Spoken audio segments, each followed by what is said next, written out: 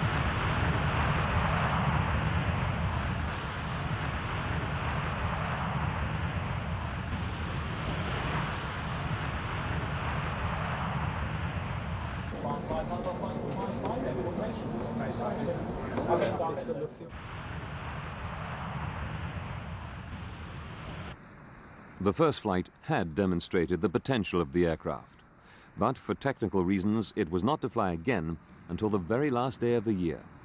In the meantime, there'd been a change of government.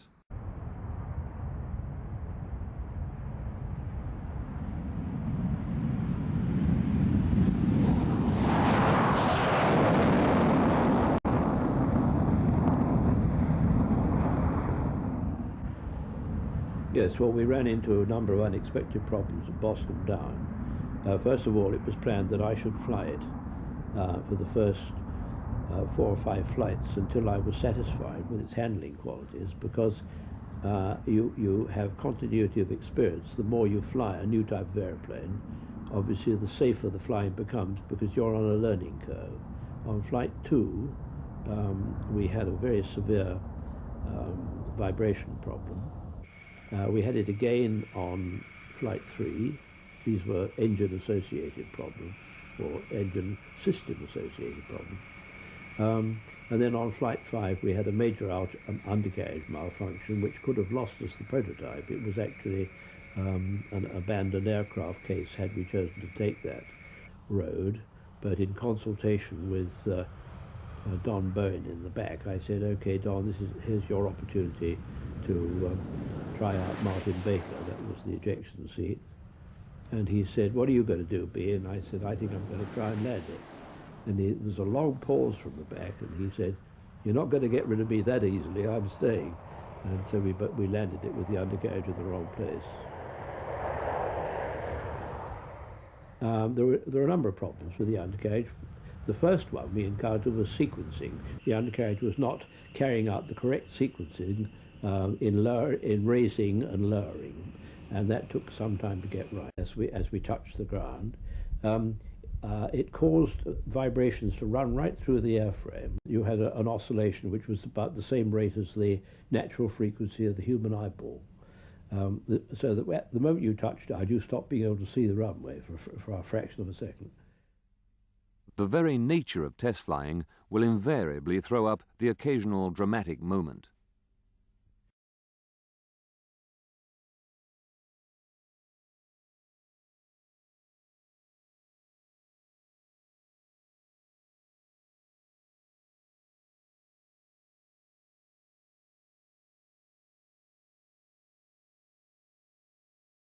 Point, and they were then directly compared with the similar vibration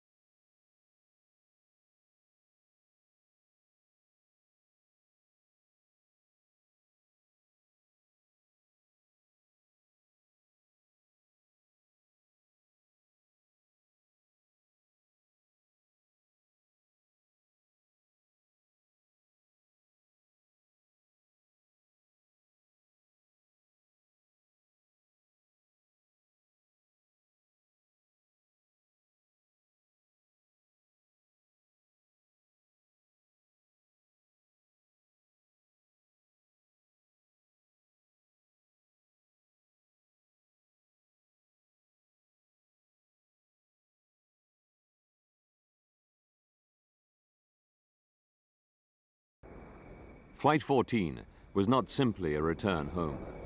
Roland Beaumont, having satisfied himself that the aircraft was performing as planned, took TSR2 supersonic for the first and only time.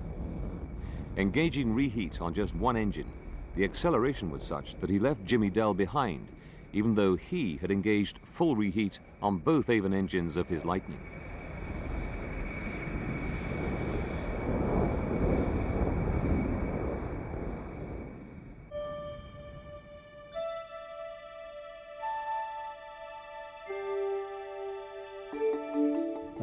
This new aeroplane was, despite its difficulties, despite its management problems, despite the rather unpleasant and hazardous faults that had occurred in some of the first few flights, it was now showing itself to be a tremendous thoroughbred. It was going to be a wonderful aeroplane. It was already extraordinarily satisfying to fly as a professional. I had been looking forward enormously to shaking the dust of Boscombe off my feet, figuratively, and flying this aeroplane back to my own base, where even the voice of the air traffic controllers were my friend. And we flew back into that environment, we brought it home, and now we were going to get on with it, and no holds barred. It's a very good feeling.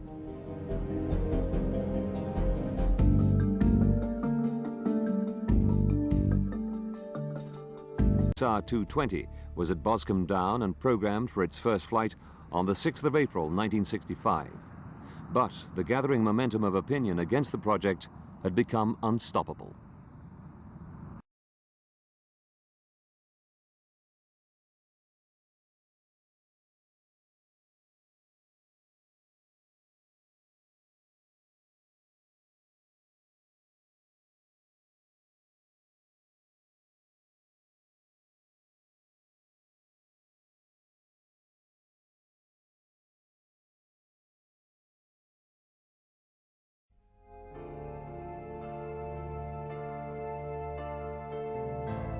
In the end, TSR2 fell victim to the many factors that conspired against it.